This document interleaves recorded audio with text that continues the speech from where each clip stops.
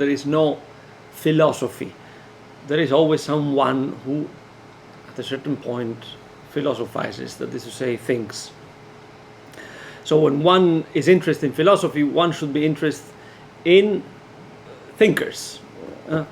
And one approaches a thinker because of certain questions that one has. That's why you read philosophers. You don't read them for just for pleasure, so to say. So Montaigne, why Montaigne?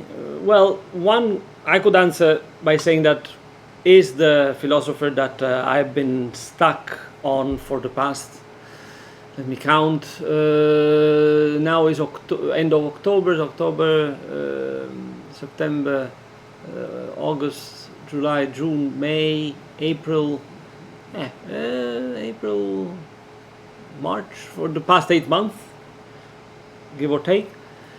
But that's something just coincidental. If I were to say in general why one should read Montaigne, I would start from what Nietzsche said about him. Nietzsche, I think everybody knows his name, right? Well, Nietzsche said, I don't remember where, somewhere, he talks a lot about Montaigne, but somewhere in his works, he said, if there is one reason to think that life is worth living, is because a man such as Montaigne has existed and has written. So such an endorsement should poke the curiosity of anybody who's interested in philosophy. Who is Montaigne? Let's start from that, perhaps, and then I'll get to how I reached him this time round. Montaigne was a Frenchman. He lived in the very turbulent period of the French religious wars, the wars that have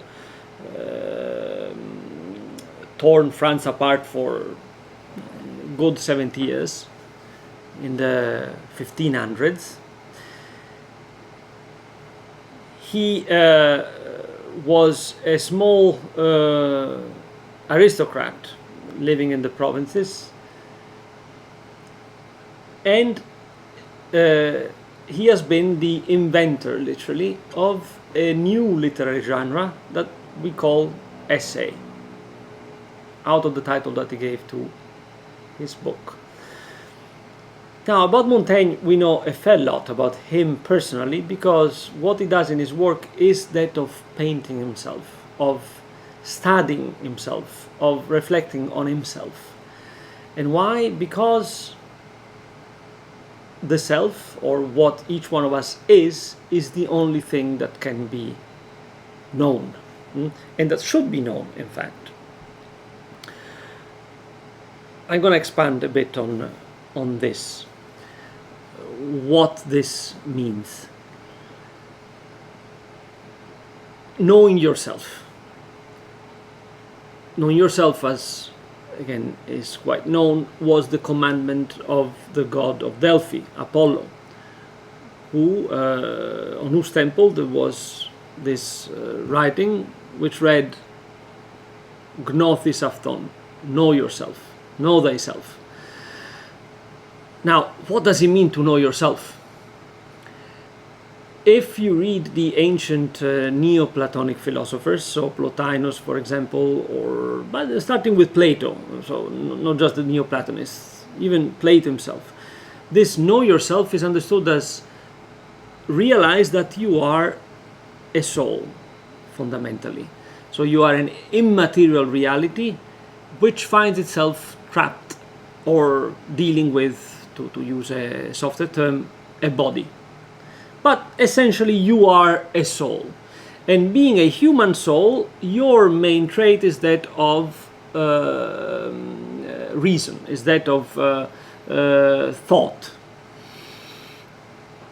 Last week we talked about the meditation on death as this practice whereby one separates its rational part from all the passional parts of the soul that somehow are the result of the dealing of the soul with the body. That's one way of reading the Know Thyself. And as I was saying before, if one reads the Neoplatonists of late antiquity, so Plotinus, Proclus, Iamblichus, Damascus, and all the happy company, they always start from reading those dialogues of Plato that deal with the Know Thyself. Another way to take that saying is the Stoic one, or the Hellenistic one, whereby you have to understand that you are a part of the structure of the world, of nature, which in itself is orderly, organized, and as such you have to, how shall I say, you have to harmonize your behaviors with the law of nature in general. And you should also claim your freedom from the effects of whatever is lower than you and has an impact on you. That's the Stoic way. Then we come to this new way, which is the way of Montaigne. A way that had never been seen before. In fact, before going to Montaigne, I should make a premise. There has been another way according to which this Know Thyself has been understood, and is the Christian way. The Christian way that comes to the fore in the most explicit way in a book that is foundational for, at least for the history of Western civilization, namely the Confessions of St. Augustine. St. Augustine was one of the fathers of the church. He lived in the 4th century AD. He wrote many things. He was the bishop of an African city of Hippo. But probably the most known book, at least to the wide public, the one that doesn't spend too much time reading theology and philosophy and studying them, the most known book is the Confessions. Now, in the Confessions, Augustine investigates explicitly on what he is, who he is.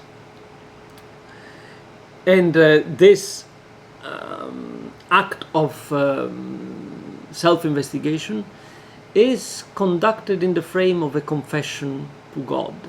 So an open dialogue, not an open dialogue, but a dialogue to God, in which Augustine, by talking to God and by being illuminated by God regarding himself, discovers who he is, and who he is in the end, an immortal soul. An immortal soul, though, who's substantially one with the body. So compared to the Platonic view, on which somehow it depends and to which it is connected, this Christian view takes into into a deeper consideration the reality of the body, and hence the reality of our being historical creatures that live in time and are conscious of time. In fact, time plays a huge role in St. Augustine's Confessions.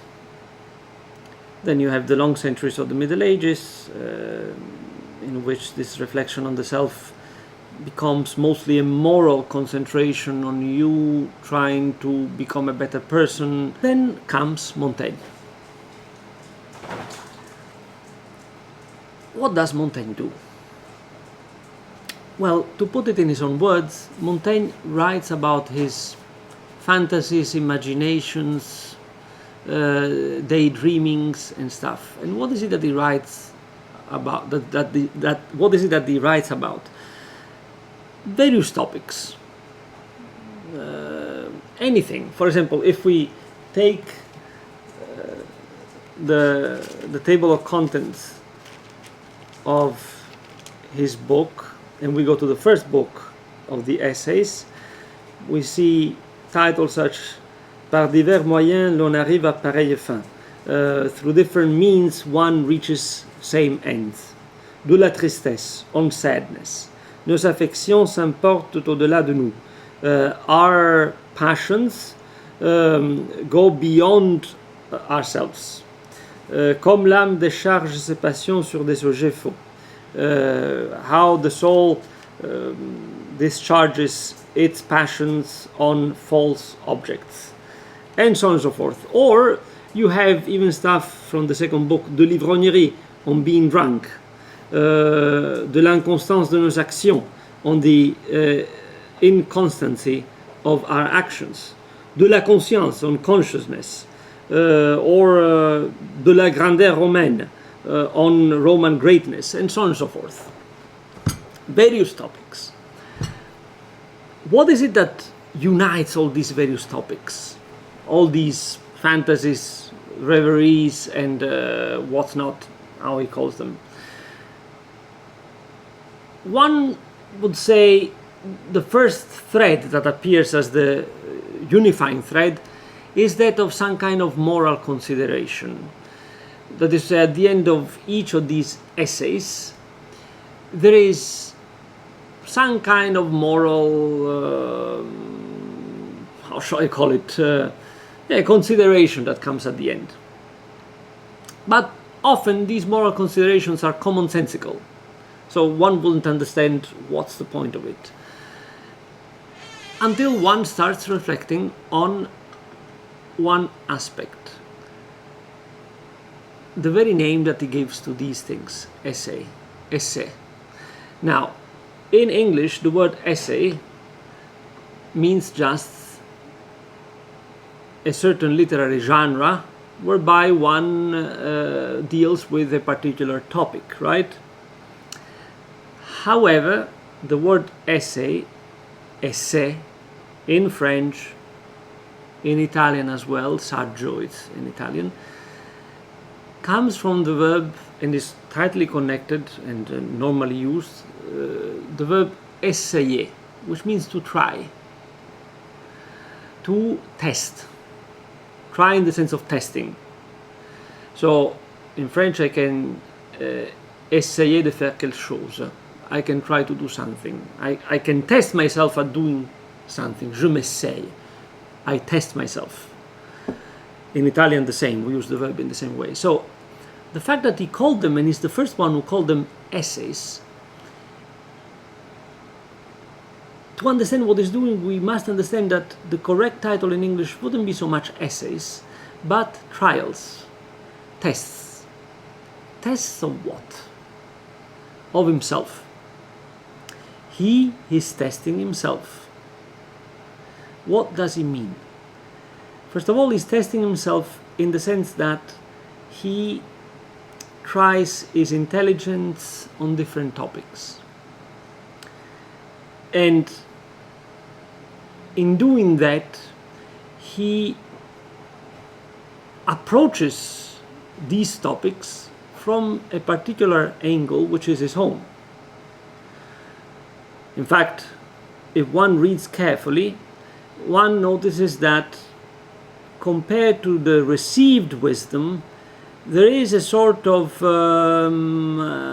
I say in English, in French you will say décalage, a sort of detachment of what Montaigne says. It's as if Montaigne sings slightly a different song, so to say, compared to the received wisdom, which is that of the ancients, right? I'll go back later to the relation of Montaigne with the ancients. But then there is something deeper. As one progresses in the reading of the essays, les essais, if one reads them from cover to cover, starting from the first one to the last one, which is not necessary, is not mandatory, one can read the essays of Montaigne as one pleases, and that's what I'm doing now. Well, in any case, what one notices is that there is a progression from book 1 down to book 3, which is the last one, in which more and more Montaigne himself becomes fundamentally the object of the trial, the object of the testing. And in doing so, he discovers that he himself is the only thing, not that he can know, but about which he can say something that is somewhat certain of. The difference here is crucial because it marks a difference between the notion that there is something as such that can be known, so about the notion that focuses on a secure knowledge of something established once and for all, and instead the notion according to which what I can be certain of is what I can say about something, and I can say what I say about something because my words are somewhat the direct translation of what I immediately go through, of what I immediately feel and understand. Whereas the first notion is linked to the idea of something stable, the second notion is linked to the idea of something that keeps being in flux, and being in flux is linked to another thing that is in flux, which is our words. So Montaigne understands the know thyself as the injunction to a perpetual observation of what we are in each moment, what we are in each situation.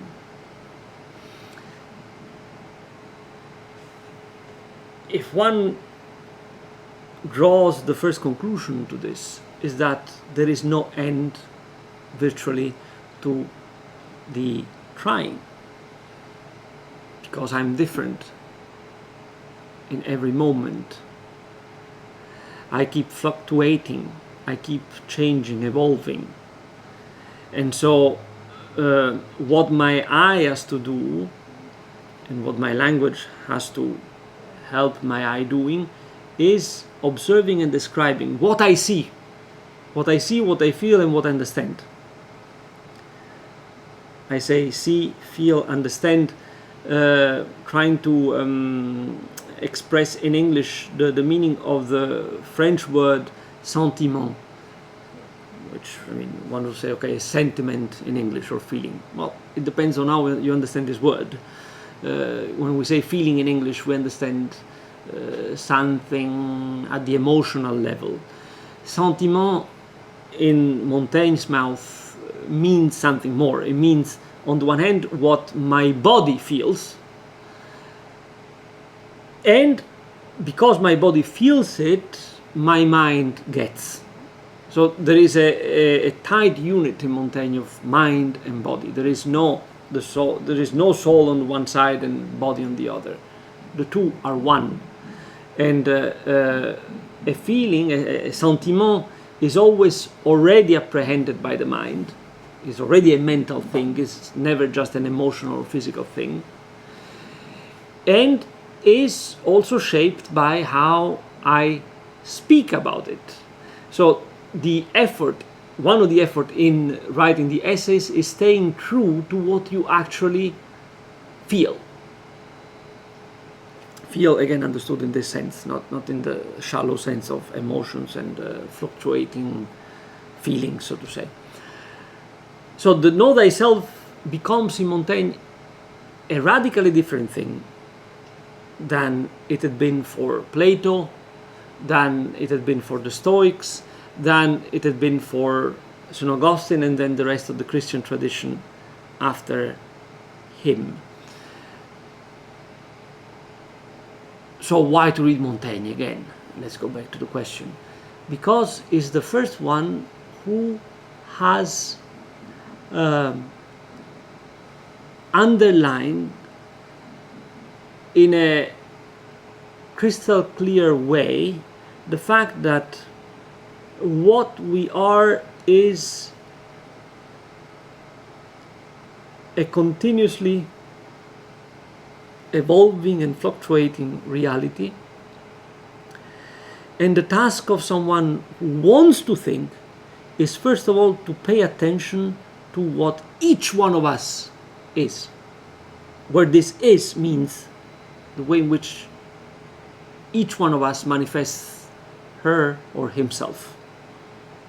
This is, he says, the most important, deepest, most fruitful, and possibly most difficult study that one can do. It's a life exercise, basically.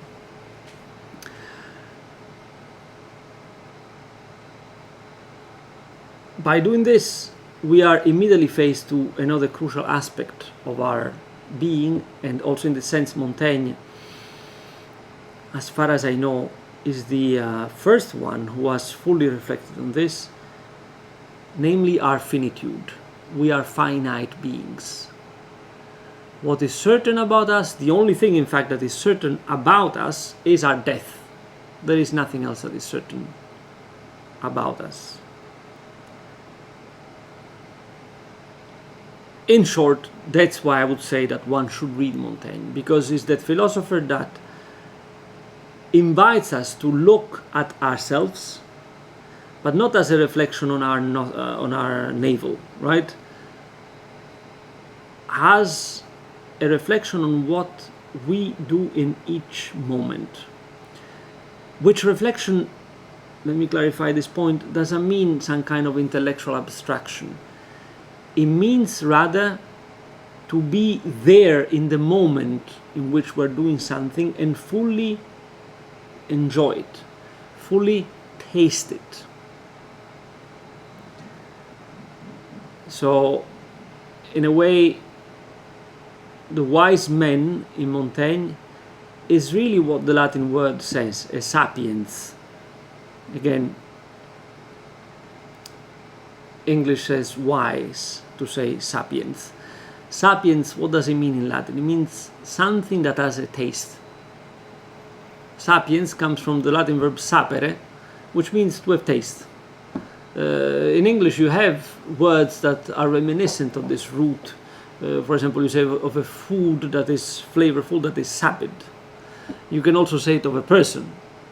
He is a sapid talker. It means that he talks in a way that inspires, and his words have weight, right? His words have some kind of consistency. So a sapiens is someone who has taste. Horace, for example, when everybody knows the famous line "Carpe diem," right? Grasp the moment, I think you say in English. Well, but nobody knows what comes before. Sape, vina liques, espatio brevi, spem longam resece. Dum loquimur fugerit invida etas, carpe diem quam minimum credula postero. It starts with sape. What is this sape? Is an imperative of the verb sapere, and it means have taste, literally. Like, be something.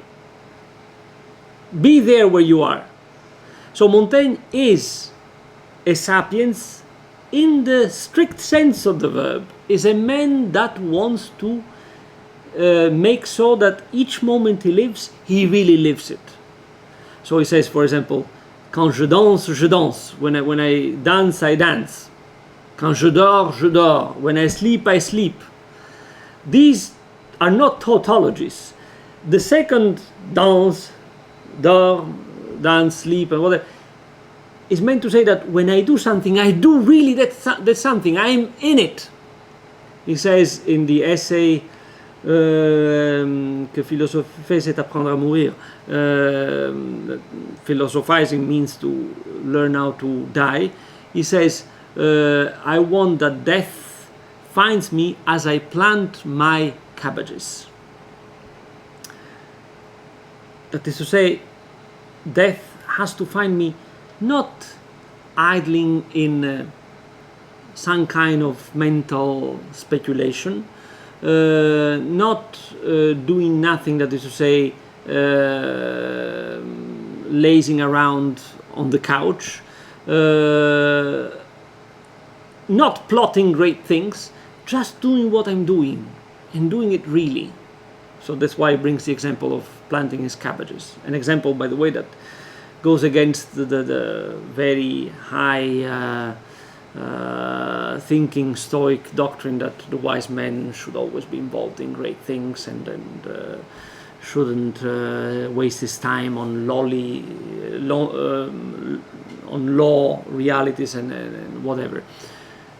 No. Do what you have to do, whatever it is, and as you do it, do it.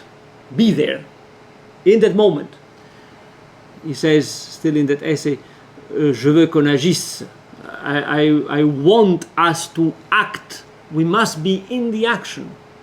Again, where action doesn't mean what American movies tell us now, great deeds or whatever. No, action means do what each one of your days demands you to do. Is it to plant cabbages? Plant cabbages. And do it really. Be there, right? So that's one thing. Face our finitude and face it in such a way as to be there fully and hence savor every moment. And hence, by this savoring, you yourself become flavorful, sapiens. The other thing that comes out of this approach, I already said, taking care of our finitude, is the invitation of knowing ourselves in such a way as to become friends of ourselves. If you are one in each thing you do, if you are there in your totality, if you are, as he says, l'homme entier, the whole man in what you do, then you are your own friend. Because in doing what you do in that way, you are taking care of yourself. You are paying attention to yourself the way you pay attention to your real friend. That's why he says, by the way, that friendship is the greatest experience that the human being can go through, and it can be only singular. You can be really friends only to one person, because real friendship is already a duplication, and this multiplication doesn't go beyond two, okay? Because these two are to become one to be really friends. In the same way in which we are always two, each one of us is always two, because there is the I doing what I have to do, and then there is the I lost in thoughts as I do what I do. Instead, learn to be friend to yourself, learn to be there, learn to be together with that I that is immersed in the commerce with things. So this is a rather long-winded answer to why one should read Montaigne. Then in the history of thought, if we put Montaigne in the history of thought, in the history of philosophy, where does Montaigne stand? Well, first of all, now I talk more like a professor of philosophy, so to say. First of all, one should start from noticing that much of European philosophy depends in a rather direct way on Montaigne. In a direct way, though, that has taken a different route. So, to be more explicit,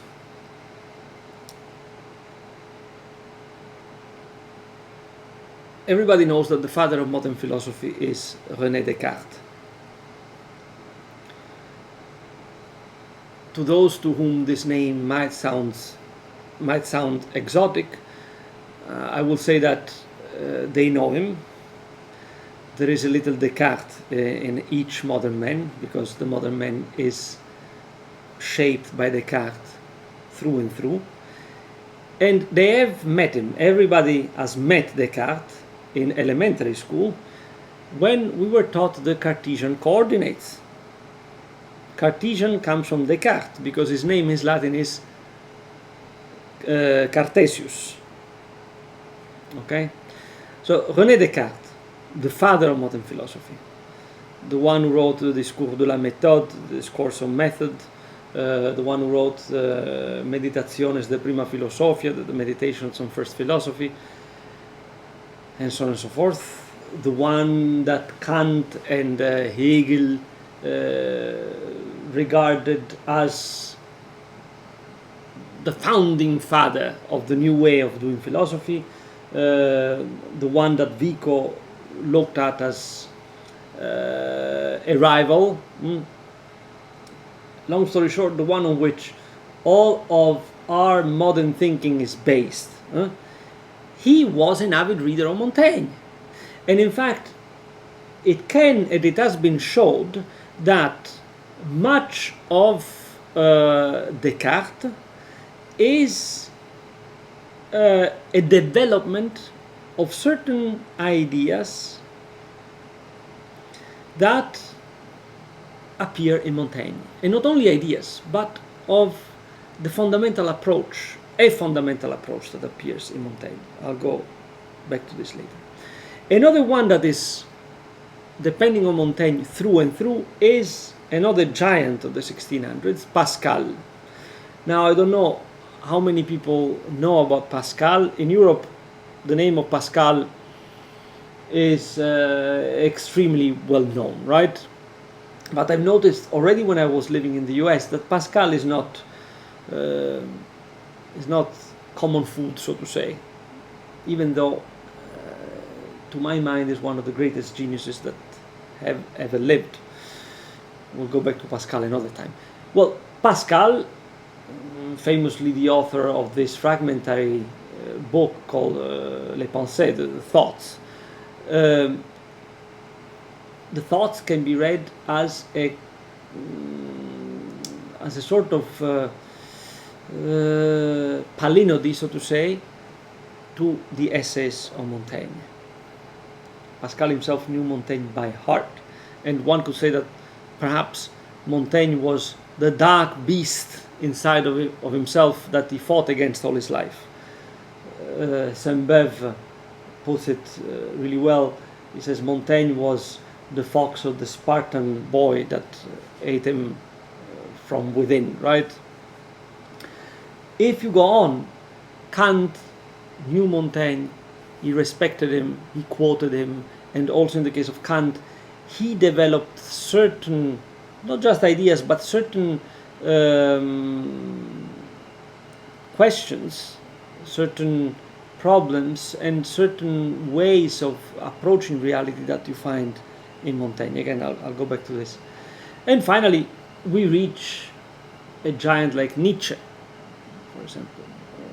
Nietzsche too, as I reminded you at the beginning, Nietzsche says if there is something for which life is worth living, is because someone like Montaigne has existed.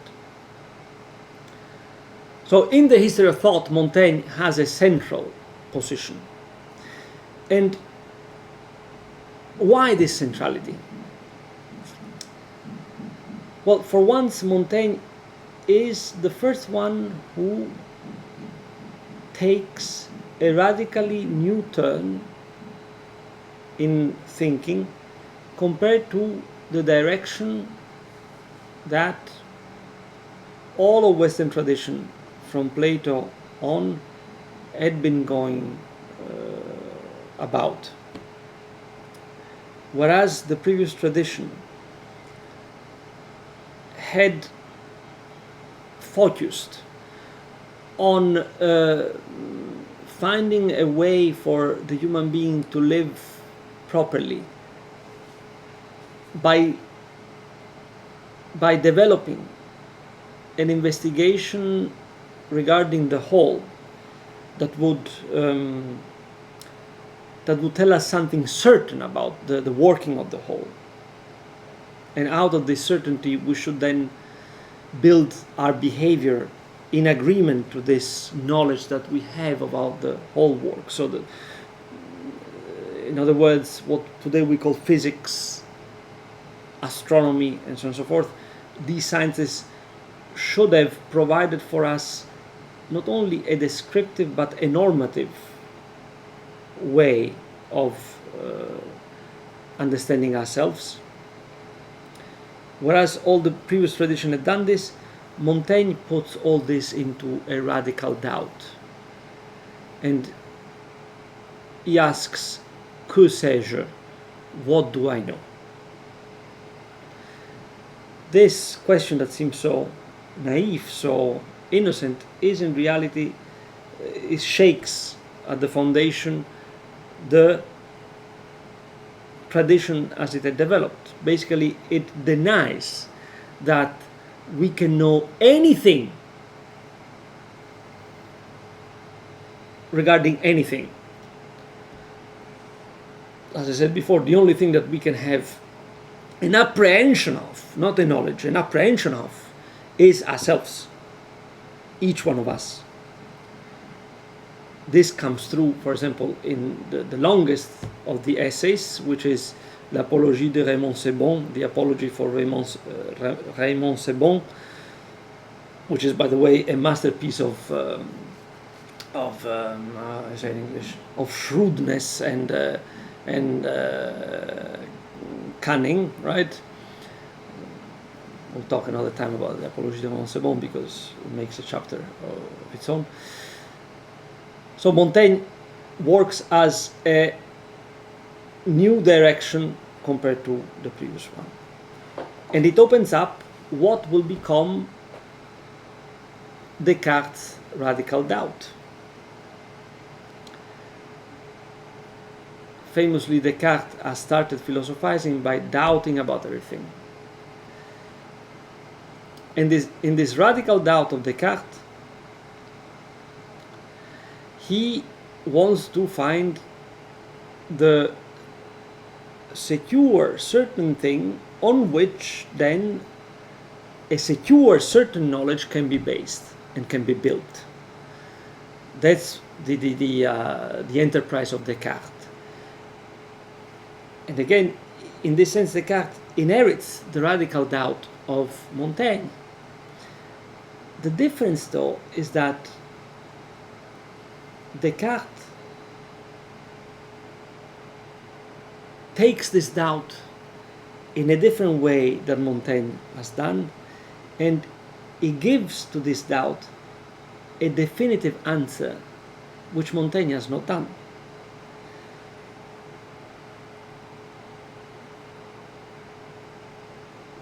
So Montaigne, in this sense, can be seen as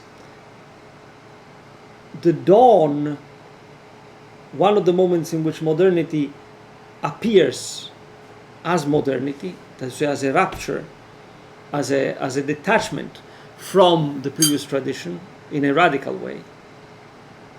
And at the same time, as what modernity could have been had it not developed in the way in which it developed starting from Descartes, who, however, starts from Montaigne. So Montaigne is a beginning that in a way has remained unachieved. A beginning that a father that has had only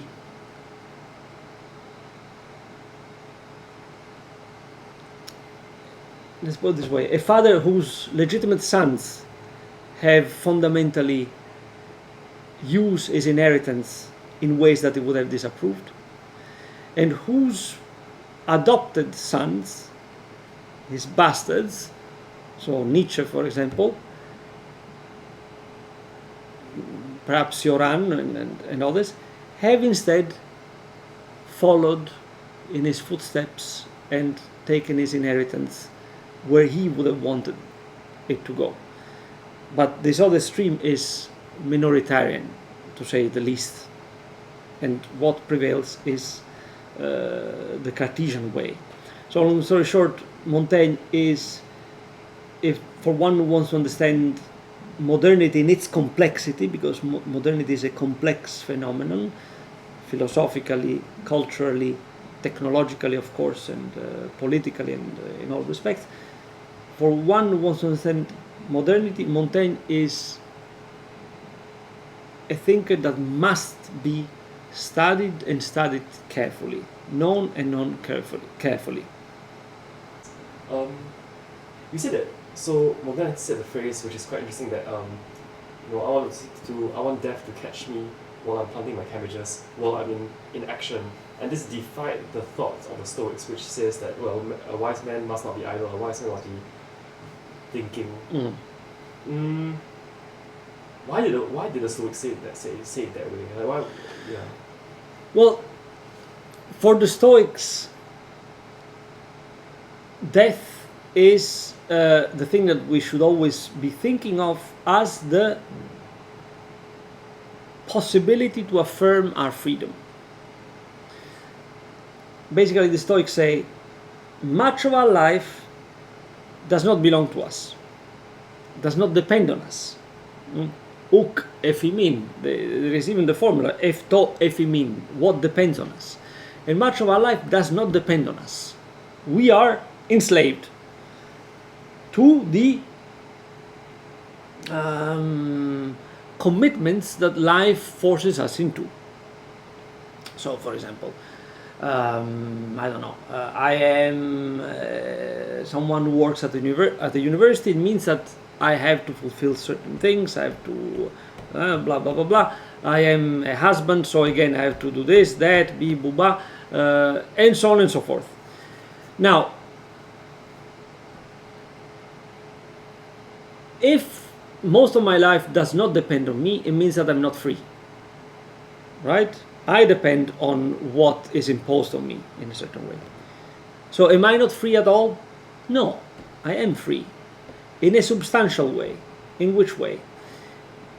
In that sphere of myself in which I am fully aware of, on the one hand, my being dependent on these things, my being subjected to these things. On the other, to the fact that I know that I myself am that part of nature in which nature knows itself. And that's one first way in which I'm free. Then there is another way. I am not asked to be born. I am here because nature keeps producing things, and among the things that it produced, there was me at a certain point.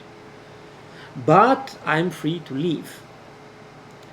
When my situation becomes unbearable, when my situation is such that I cannot keep that detachment from things whereby my substantial freedom is guaranteed, then I can take my life away. I can kill myself. At that point, death is present both as one way in which my freedom can be exercised, and in the form of suicide as the affirmation of this freedom itself. All along, also the Stoics say, you have to act. You have to do things. But you have to do things with this detachment. Your true self is something else. Your true self is the one that knows that you are the thinking part of nature. The one that knows that you are equal to the gods in that you think. And you can vindicate your true self by accepting death. And if need be, even killing yourself, even embracing death, right? Let's look at Montaigne. He says, "Je veux qu'on agisse." I want us to act. Well, it seems that he's saying the same thing as the Stoics. And what is this acting? Is it some kind of detached dealing with things, whereby you are really invested only in building up your own image as this great being that is fundamentally separated from all the things that willy-nilly you have to deal with. The case of Cato, the miner who was always so detached from things, even when he was immersed in them. No. You have to act in such a way as to be in things, no matter what those things are. Planting cabbages, for example. And here's the other interesting thing, for the Stoics, what you do must be morally high and must be brought to some kind of perfection, must be accomplished, must be full. If we keep reading the line of Montaigne, what does he say? Je veux que la morte me trouve implantant mes choux. I want that death finds me as I'm planting my cabbages. Nonchalant d'elle,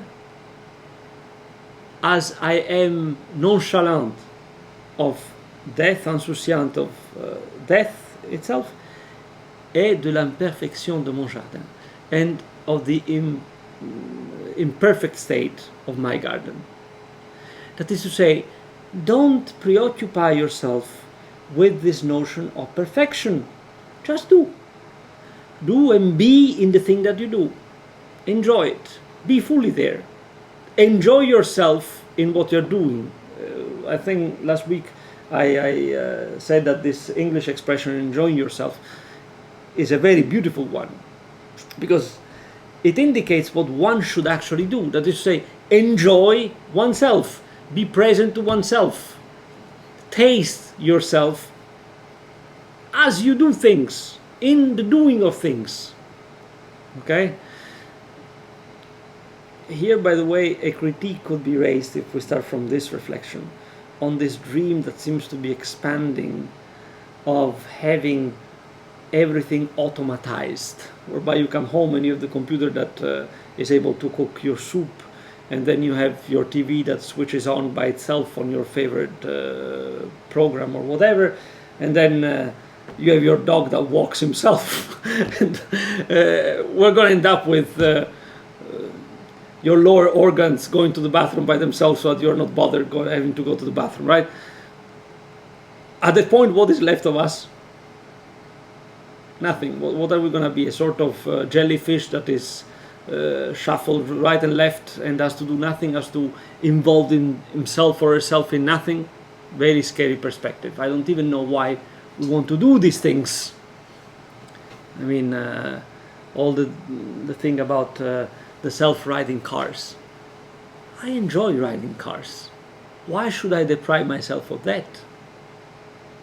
But this, I mean, perhaps for another time. So the difference between Montaigne and the Stoics is, on the one hand, on the fact that death is not considered by Montaigne the way to exercise your freedom. Because fundamentally you are not slave of things. To the way in which he understands action. Action is not this detached dealing with things done by a superior mind that somehow has to deal with these things that in a certain way impose on it. Doing for Montaigne, acting for Montaigne, means to be fully involved with things. And on top of it, the very liberating thought that don't excruciate yourself with the notion that you have to reach some kind of perfection. Just enjoy what you do. Enjoy yourself in what you do. Now, think of it in relation to our world, in which this craziness, I would say, about working, has as one of its appendices the idea that you must be perfect in what you do, you must be the first, you must be the best. That idea poisons everything we do. Because at the point we're not focused anymore on what we're doing. We're not enjoying ourselves anymore in what we do. We are just taken into this devouring anxiety, this anxiety that literally bites our entrails. This anxiety of doing something that is the best. Montaigne's garden probably wasn't the best. Probably wasn't even mediocre. Right? And who knows? He planted his cabbages, maybe they didn't even flourish. Who knows? Was he concerned about it? No. As he was planting them, he was planting them. Had he died as he was planting them? Well, that's life. So, again, what he invites us to is an extreme attention to our finitude, to our being finite, and hence to the finitude of whatever we do, and to the fact that what we do, its perfection or imperfection, doesn't depend on us. And in fact, our state is that of imperfection. I said before that theoretically the essays of Montaigne, the tests or trials of Montaigne, let's call them this way, could have been infinite. If Montaigne had lived 200 years, probably wouldn't have 3 books of trials, of essay. We would have, I don't know, 20, 25, 30. And he says that himself. He says, I would write as long as there is ink in the world. Right? Why again? Because the state of our life is that of imperfection. The state of our life is that of a continuous progression, where progression, I mean not going towards a certain end. Progression, I mean just what it means literally. Going ahead, right? Step by step. Progredi in Latin means to literally put a step in front of another, and progredior. So embrace this state of imperfection that is our state. I have a question in terms of a gap in my understanding now. Everything makes sense and it's so beautiful, so I finally can grasp it. But I don't really understand why is it that the Stoics say, the greatest freedom you can have is to choose your own death. How did that relate to the Stoics also recommending we should do things to perfection? The Stoics have this idea that, as I said before, what we truly are as human beings is this mind that is capable of understanding the divine order of things. And as such, this mind has essentially nothing to do with the various accidental things governed by fortune that determine the world in which we live. Okay? This mind is akin to the perfection that is the perfection of the whole. So each thing you do, if you do it from the perspective of understanding yourself as this mind akin to the divine mind that governs nature, each thing you do should aim at the same perfection. Should look at this perfection that is the totality of nature, and shouldn't involve itself on the one hand with the various singular imperfect things, and on the other shouldn't involve itself in actions that cannot be brought to a state of perfection. That's why the Stoics, for the Stoics, for the Stoics, there are actions that are worth undertaking, not because they are morally good, but because they can be perfected, brought to perfection. And actions that are not worth taking on, because you cannot perfect them, you cannot bring them to the state of perfection. Now, in the case of killing yourself, there might be circumstances in which, due to the changing of situations, due to the fact that certain things are imposed on you that de facto could radically impede you from living as that high mind that you understand yourself to be, well, at that point, kill yourself. And in killing yourself, you have exerted the last act of command on yourself and have brought yourself to a state of perfection, because you put the seal of your freedom on your life. It completely makes sense now. Now I understand that if that train of thought is what's accepted by society, then we live in a terrible world. So therefore, one thing helped to correct this, or to give another version, which now makes life worth living. We live, our society could be seen as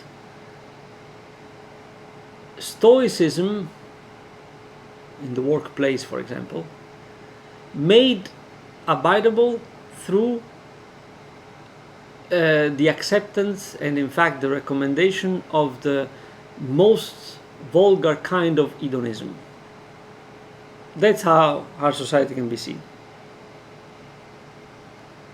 That is to say, to put it in small change, as Husserl would have said, in your profession or in your social obligations, so with your family, you must be this perfect ideal thing,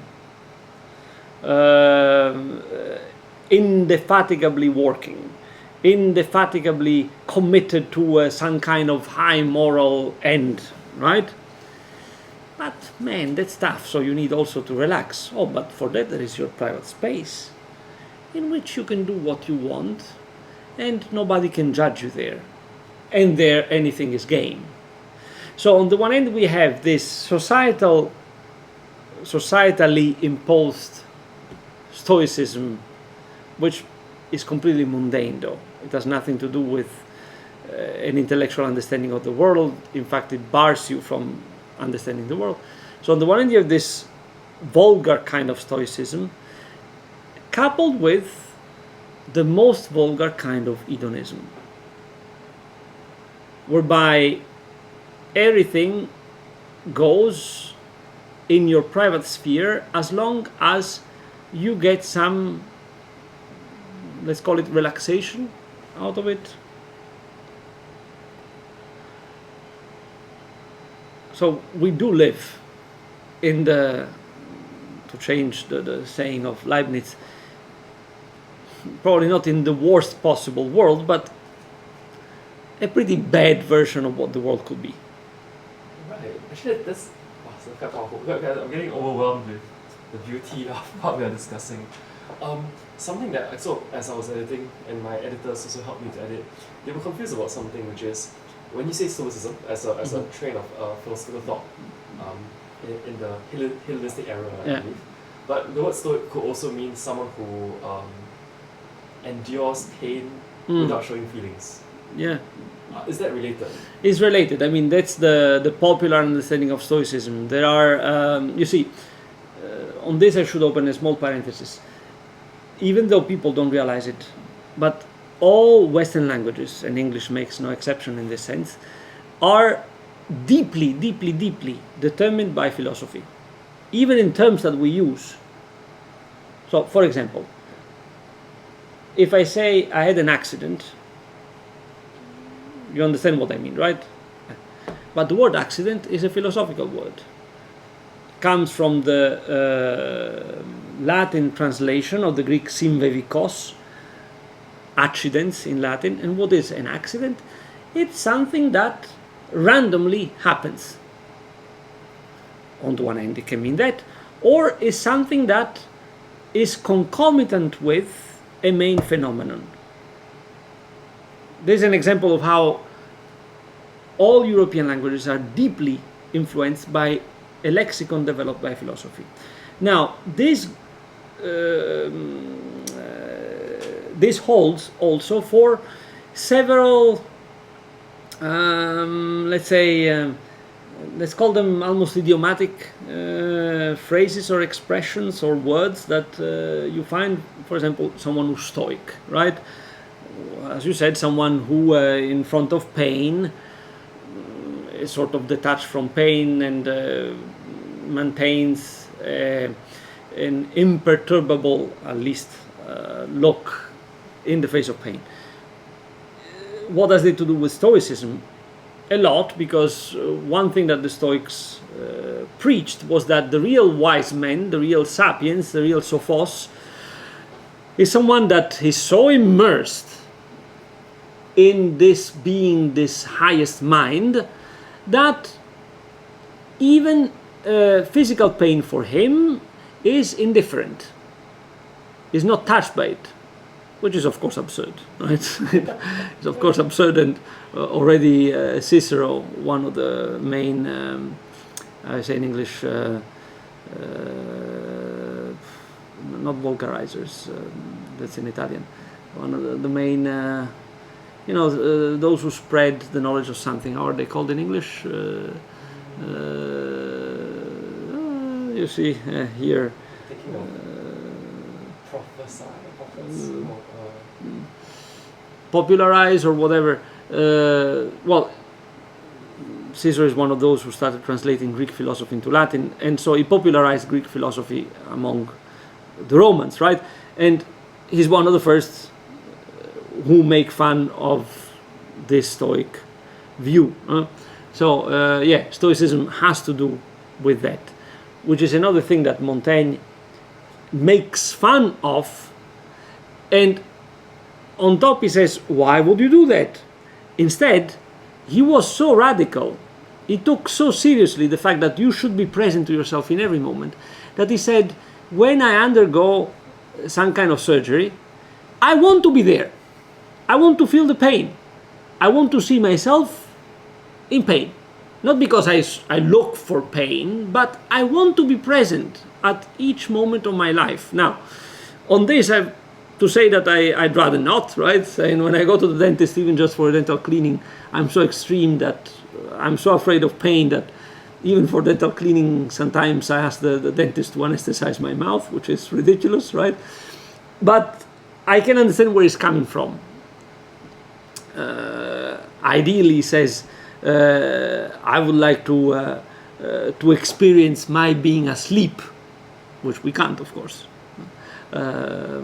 Or I would like to experience my death, which is another thing that we can't do, because the moment we die, there is nobody there to experience anything anymore, because I'm dead, so what am I experiencing? Whereas the Stoics basically advocate for this figure that is able to detach himself from evil things and from pain as not to feel them.